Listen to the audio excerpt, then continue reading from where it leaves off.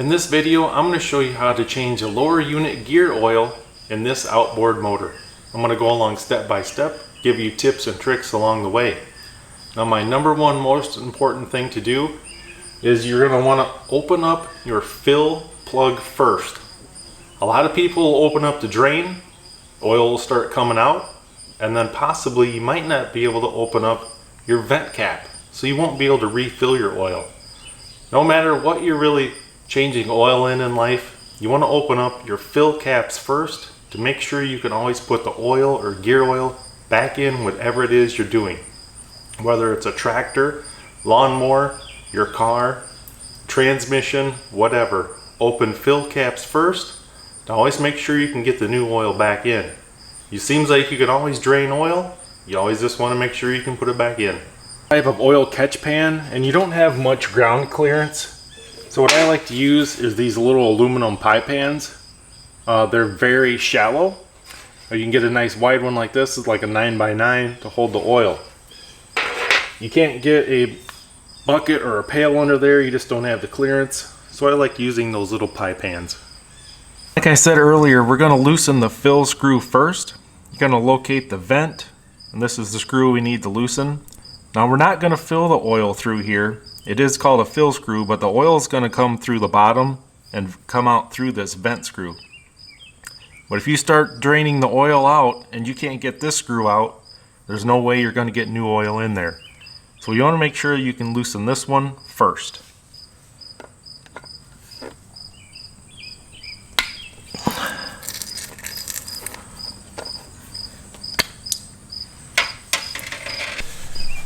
Now if you go all the way down to the bottom of this mower, you'll see that screw head right there. That's going to be our drain. At this point, if for some reason this screw head is stripped out or you can't get it out, you're still in good shape. You can just put the plug back in the top and your motor's still good to go. Now here's another tip I'm going to give you. You're going to want to look for the widest screwdriver you've got. You want to try to take up about 80% to 100% of the slot width. A narrow screwdriver like this, you might strip out the portion of this head. Now if you don't have a really wide screwdriver, you can also use a small chisel. Now if this does become kind of stripped out and you can't get a screwdriver to loosen it, you can take one of these cutting wheels, or if you have a small Dremel with a cutting wheel, and you can cut this slot a little bit deeper and then maybe get a little better bite with your screwdriver.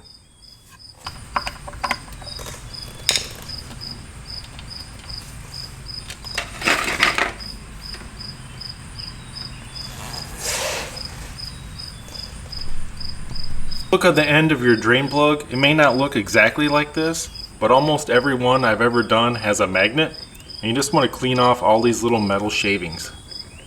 Gear oil has absolutely no water in it, but if you're getting a milky substance or if you're getting actual pure water, you're going to need to replace both seals on the fill and the drain, and you're going to need to replace your prop seal. Now this entire job should take about 30 minutes from the time you get your boat out of the way, you get your drain pan, you get everything set up, refilled, and put away. Just don't rush it. So I'm just going to let this oil drain out for about the next 10 minutes. I've been using this Star Bright Pro Star. It's premium gear lube for 20 plus years. Never had any issues with it. I'll put a link in the description below on this gear lube and the pump. Now here's the pump kit I use. It comes with 3 different adapters to fit different outboards. Screws right onto a quart bottle. Here's the label. It's made by Slippery Pete. I'll put a link in the description below on how to buy this off Amazon as well. It's completely drained. You're going to find the correct adapter. Thread that in. There is a seal on it. You're going to thread in the pump to your quart bottle. And now you're going to start pumping the gear oil from the bottom up to the top. And once you have oil running out the vent, then we're going to screw in our vent screw. As you can see, we have fluid coming out of the top, but don't stop yet because you just see that air bubble. You want to give it a couple small, easy pumps. As you can see, some more is going in there. A lot of guys will put that cap in right away, but you're actually pushing out a lot of air. So you want to keep pumping this. It should take almost this full quart. See the air bubbles coming out? You want to start pumping really slow until that stream is coming out with no air. And then we're going to screw in that vent. So now at this point we're going to have to unthread this adapter. The oil is going to come out just a little bit. If you don't put that vent cap in, the oil is really going to gush out. So that's why you got to put the vent cap in. We're going to unscrew this. Now have your drain plug ready, and you're going to try and put your drain plug in as fast as possible.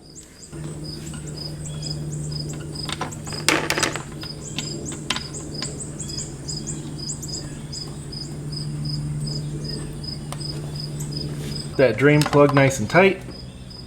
Then tighten up your vent nice and tight. Just want to wipe up any of that gear oil that got on the lower part of your outboard.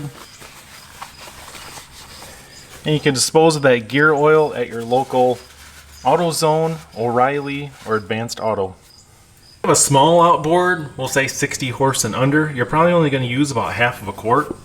So I just leave this all attached and I just zip tie this up in the air with a cap on it so it doesn't leak, and then it's ready for next season.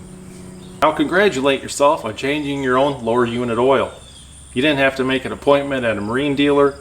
You saved yourself a lot of time and money, and your boat's ready to go. Hope you guys enjoyed this video, and thanks for watching.